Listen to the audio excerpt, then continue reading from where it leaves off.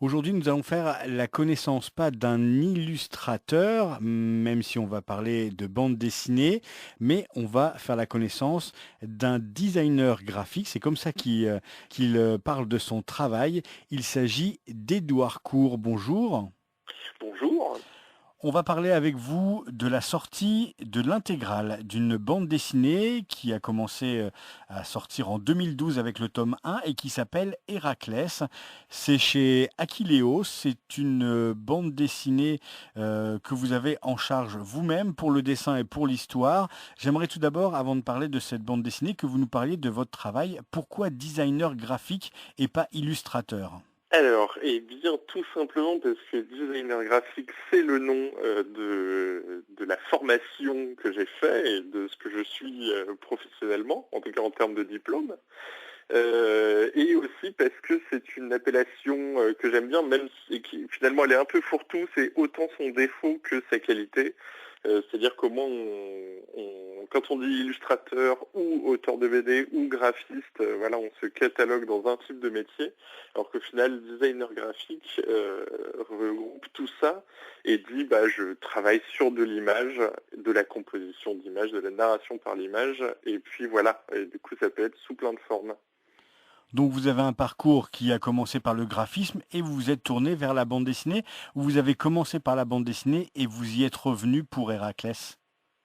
Alors l'amour du dessin et de l'art en général est venu très fortement de la BD. C'est la vocation de gamin qui était je veux être dessinateur de BD. Mais finalement, au fil du temps et au fil des études, j'ai fini par de plus en plus me spécialiser, à me dire bon la BD c'est bien, mais peut-être que c'est pas un métier d'avenir, faut apprendre le reste, donc du graphisme. J'étais très web design. Et puis bah, finalement, c'est revenu une fois tous les diplômes en poche et les premières recherches de travail lancées, où bah, ça décollait moyen en graphisme. Et sur le côté, pour m'amuser, j'ai fait un dossier BD qui était donc pour Héraclès. Et c'est là que ça a mordu. Donc j'ai replongé dedans et maintenant, bah, c'est mon métier à plein temps. Héraclès, personnage mythique, pour écrire cette bande dessinée, pour la dessiner, la mettre en graphisme, vous avez fait énormément de recherches. Oui, tout à fait, puisque finalement, je n'y connaissais pas tant que ça. Je croyais savoir, je croyais connaître l'histoire d'Héraclès, et c'est en la redécouvrant que je me suis dit, ben, en fait, non, pas du tout, et en plus, c'est extrêmement intéressant. Donc, je suis parti là-dedans, et après, bah oui, ça a été le résultat de beaucoup de choses, mais finalement que tout le monde pourrait trouver en se baladant sur Internet, en croisant les sources, puisque c'est quelque chose de très malléable. C'est pas un bouquin comme l'Odyssée, c'est tradition orale, donc plein de versions, autant de versions que de gens qui racontent. Et donc voilà, j'ai croisé tout ça et fait un énorme résumé avec tous les détails, toutes les anecdotes. Donc oui, quand même beaucoup de boulot de recherche. Ouais. Et au final, ça donne 3 tomes. Pour chaque tome, c'est 160 pages. Ça veut dire qu'il y a un énorme travail derrière. Oui, ça a été quand même très long, effectivement, mais il fallait au moins ça, finalement, quand j'ai terminé. Au début, j'avais prévu seulement 2 tomes de cette taille-là, mais au fil des recherches, je me suis rendu compte qu'il y en avait bien plus et que je ne voulais rien élaguer. Donc oui, c'était vraiment le strict minimum. Et j'aurais au départ rêvé d'une version encore plus longue, une sorte de roman fleuve à 150 chapitres.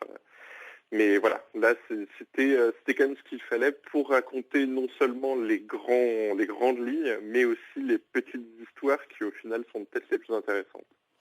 Et donc chez Akileos, pour entre guillemets fêter la fin d'une série, ils ont pris l'habitude de sortir des intégrales et c'est le cas pour Héraclès avec cette intégrale qui sort en ce mois de novembre avec 2 versions, une version couleur qui reprend les 3 tomes, mais aussi une version noir et blanc, on va dire un peu plus collector.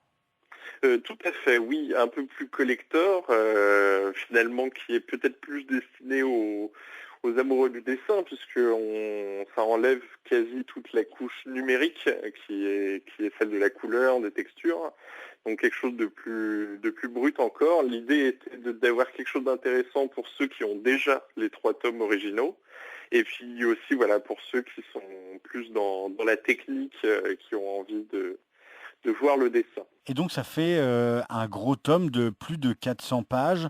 Et c'est là que votre travail de graphisme revient, puisque c'est vous qui avez participé à l'élaboration de ce très bel objet, parce qu'il faut le signaler, c'est cette intégrale, c'est un très bel objet.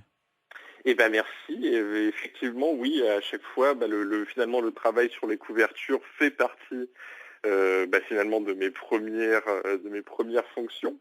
Et autant sur les tomes à part, déjà, il y avait eu pas mal de travail, mais comme je savais que là, c'était l'objet qui finalement restera maintenant pour toujours, puisque les anciennes éditions maintenant seront obsolètes. Donc voilà, ça méritait d'être soigné. Donc on a de la dorure, de l'argenture pour la version collector.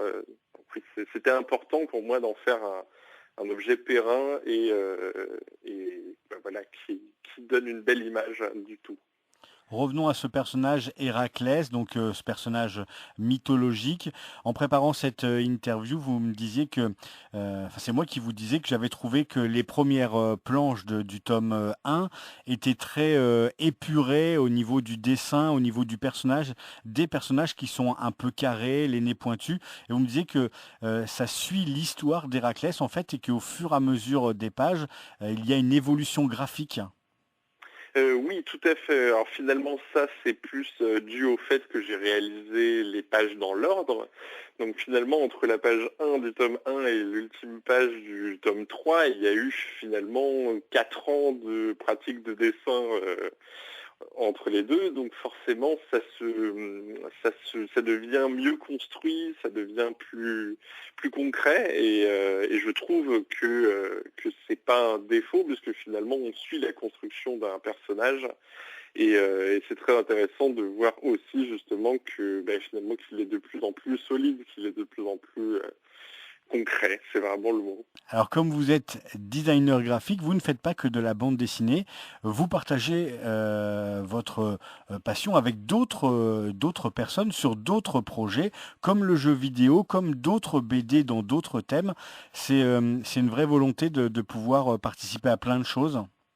Oui, en fait, oui, c'est toujours, dès qu'on part sur un projet et qu'on se dit, je vais rester sur ce graphisme, finalement, revient la frustration de ne pas pouvoir faire d'autres choses. Je suis très excité par l'idée de pouvoir tester énormément de techniques, de types de visuels avec leur potentiel. Donc oui, je cherche quasiment toujours un projet qui ressemble le moins possible avec celui que je viens de terminer.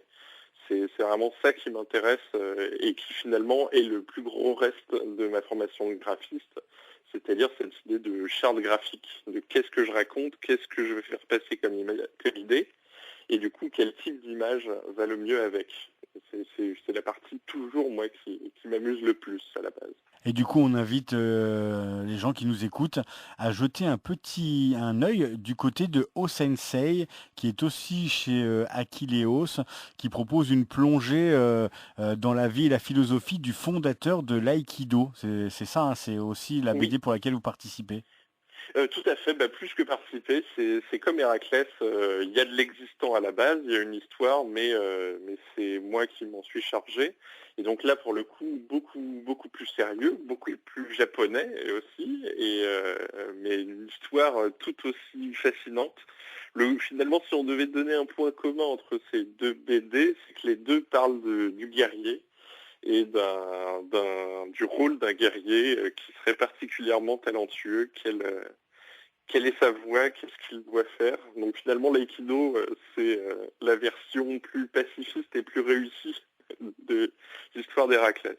Merci Édouard Court. Je rappelle que vous êtes donc designer graphique, que vous avez une très belle page internet qui est tout simplement www.edouardcourt.com où on retrouve votre travail, tout ce que vous faites. Et puis pour la BD Héraclès, c'est chez Akileos avec un K comme Héraclès d'ailleurs, le K à la place du C pour montrer la petite différence et que cette anthologie, cette intégrale de 480 pages est au prix de 39 € et que ça vaut vraiment le coup. Merci beaucoup. Et merci à vous.